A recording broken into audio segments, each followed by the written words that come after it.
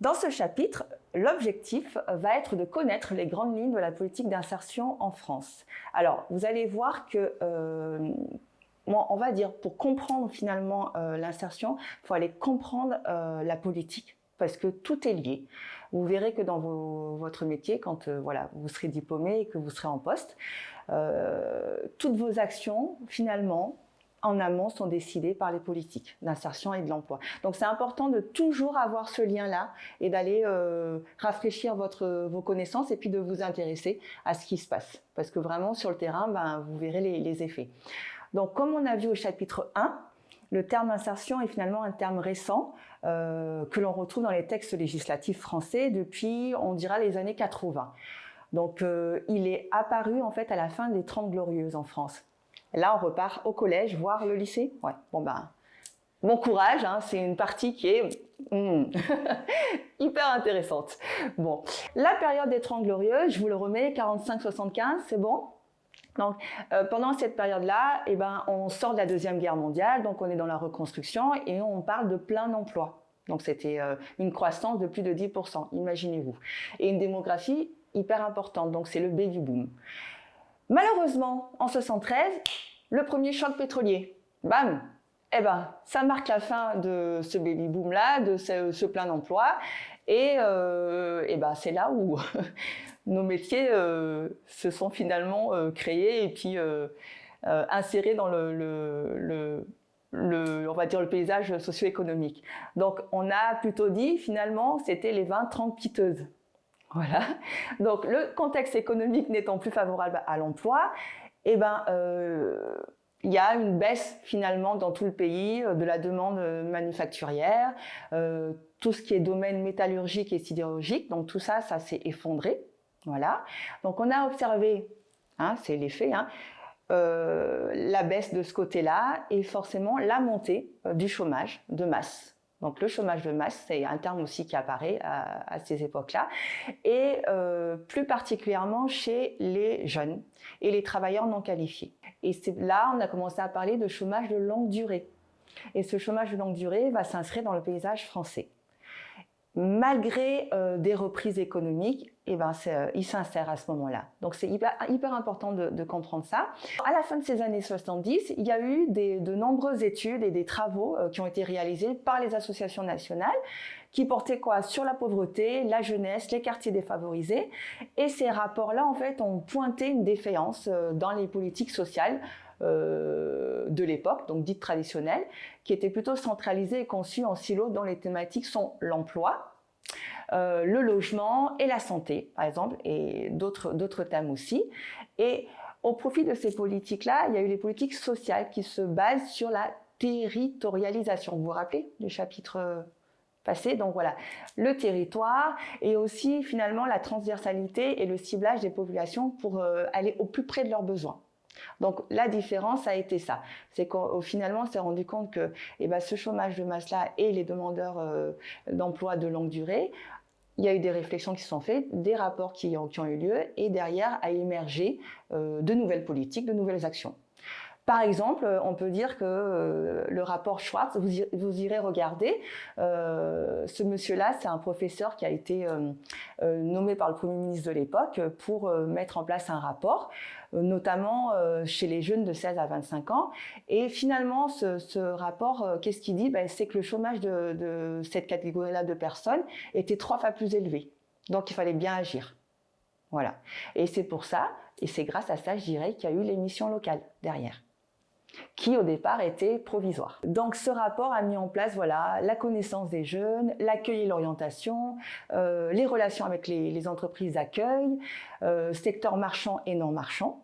Voilà, est-ce que c'est clair pour vous, hein? Non marchand, on est plutôt dans les associations, et marchand, on peut se faire du bénéfice.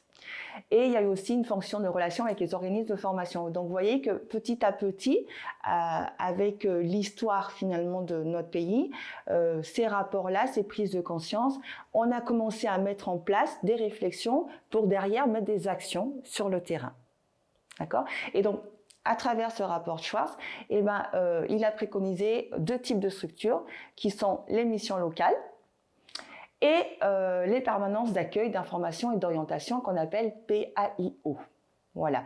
Et donc les PAIO, à la base, avaient pour mission de faire de l'accueil, de l'information, de l'orientation. Et tout ça a fusionné et resté les missions locales, aujourd'hui, que vous devez connaître.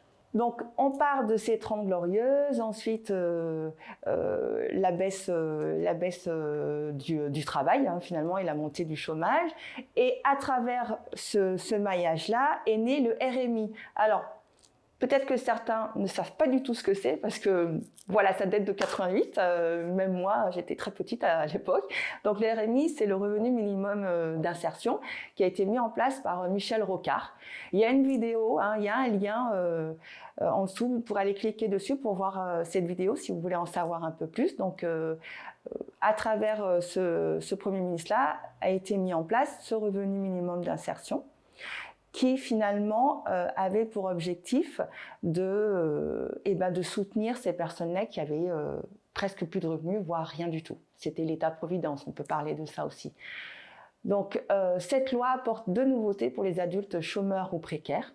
L'instauration d'un revenu de subsistance, c'est ce que je disais, et par conséquent un accès aux droits sociaux essentiels. Ça, c'est important. Donc, ça peut être l'aide au logement, ça va être une couverture sociale, des choses comme ça pour pouvoir maintenir et dans la dignité nos concitoyens. Et puis surtout un système d'aide sociale facultatif en droit garanti pour la loi. Donc, il y a eu ça d'un côté et ensuite l'instauration d'un volet sur l'insertion. Donc, je vous disais, par rapport à tous ces rapports-là, il y a eu des prises de conscience et ce volet sur l'insertion se fait par le biais d'un contrat d'insertion entre la personne qu'on peut appeler ayant droit et les pouvoirs publics. Donc là, on est en 1988, on passe dans les années 90, plutôt en 1991, pour être plus précise. La Commission nationale qui évaluait le RMI étudie les effets de la mise en place de ce RMI, effectivement, parce que c'est quand même un budget, donc il y a des études pour voir aussi l'impact que ça a sur le territoire. Elle a observé des avancées sur la protection sociale et puis sur le suivi social, notamment des personnes finalement qui étaient inconnues des services sociaux. Donc ça a eu cet effet positif-là. Par contre, elle a souligné la problématique liée à l'insertion professionnelle. Et finalement, qu'est-ce qu'on a pu conclure? C'est que ces enquêtes ont mis en évidence la difficulté de l'articulation, voyez, entre le volet insertion du RMI et les milieux économiques. Alors même qu'une partie des entreprises manifeste une relative ouverture face à l'embauche du bénéficiaire du RMI. Donc finalement, il y avait une rehausse au niveau social, donc des personnes qui ont pu recevoir de l'aide sociale et pouvoir être dignes, entre guillemets. Et à côté de ça, il y avait encore ce volet emploi, qui restait un peu le parent pauvre. Et je saute des étapes, des années, et on arrive au RSA.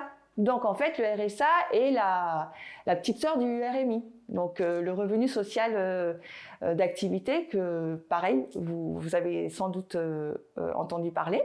Et il arrive, je dirais, une vingtaine d'années, voilà, c'est ça, 2008, avec Martin Hirsch, qui est le haut commissaire. Et lui, en fait, il part du constat qu'il y a plus de 7 millions de Français qui vivent sous le seuil de la pauvreté. Et dans ces 7 millions, il y a des enfants. Et dans ces encore 7 millions, il y a des personnes qui travaillent. Donc des travailleurs précaires. Donc il part de ce constat-là et il veut un peu changer la donne. Et il propose la création du RSA. Alors, le RSA, comment il va se différencier du RMI? Finalement, c'est plutôt l'intention, je dirais. Le RMI, il y avait une aide qui arrivait, sous certaines conditions, mais cette aide arrivait. Le RSA, on va dire, c'est une politique plus dynamique, c'est-à-dire qu'on va donner à la personne une allocation, voilà, mais néanmoins, il va falloir aussi par exemple, qu'elle se rende responsable aussi, et donc qu'il y ait un copartage, un co-engagement, si je peux dire ça comme ça. Donc le RSA, c'est le versement d'une allocation complémentaire, sous des conditions de ressources, à des travailleurs en emploi, mais qui ont des très faibles revenus. Et il y a un maintien d'une partie de l'allocation pour des bénéficiaires au RSA et sans emploi. Donc vous voyez la différence, là on peut être travailleur mais avec un faible revenu et toucher du RSA, ou être sans emploi. Donc voilà. Donc le RSA n'est pas sans contrepartie. C'est ce que je vous disais. Il faut vraiment derrière prendre cette notion de le changement de politique qu'il y a eu pour dire effectivement il y a l'État-providence, on est là pour soutenir, on fait notre rôle, mais derrière à vous aussi de jouer de votre côté. Donc le RSA il est géré par qui? Il est géré par les conseils départementaux. Il est versé par les allocations familiales, donc la CAF, ou la MSA, c'est la mutualité sociale agricole. Tout dépend où est-ce qu'on travaille aussi. Donc RMI, RSA, et puis derrière, on a eu le Pôle emploi qui s'appelait avant l'ANPE. Pareil pour ceux qui sont nés après 2008, vous n'avez pas connu, et les ACEDIC. Donc voilà, par rapport à ces rapports, à ces prises de conscience politiques, le Pôle emploi y est arrivé. Et donc ça a été un des changements les plus importants parce qu'il y a eu une réorganisation du service public de l'emploi par cette fusion-là entre la NPE et la CEDIC. Et donc Pôle emploi a vu le jour le 19 décembre 2008. Et sa mission, finalement, est de favoriser le suivi individualisé des chômeurs et des jeunes ou adultes précaires. Donc l'idée, c'est d'aller encore au plus près des besoins du territoire et des personnes et de pouvoir avoir un seul acteur pour ces personnes-là. Donc voilà, c'est hyper intéressant, mais à la fois très complexe, hein, je vous l'avoue. L'idée, c'est vraiment, encore une fois, comme je vous le disais en introduction, de vous y intéresser. C'est pas une obligation de tout connaître sur le bout des doigts, mais au moins d'avoir ce lien-là avec votre métier. C'est-à-dire que votre métier est vraiment lié à ce qui va se passer au niveau politique. Et donc, comme ça change tous les 5 ans, pour l'instant, et ben c'est aussi important d'aller se renseigner sur ça, parce que ça va vraiment vous impacter et ensuite impacter les personnes que vous accompagnez. Donc pareil, des questions, des interrogations, il y a un espace commentaire qui est là pour pouvoir vous aider à aller plus loin et à avancer.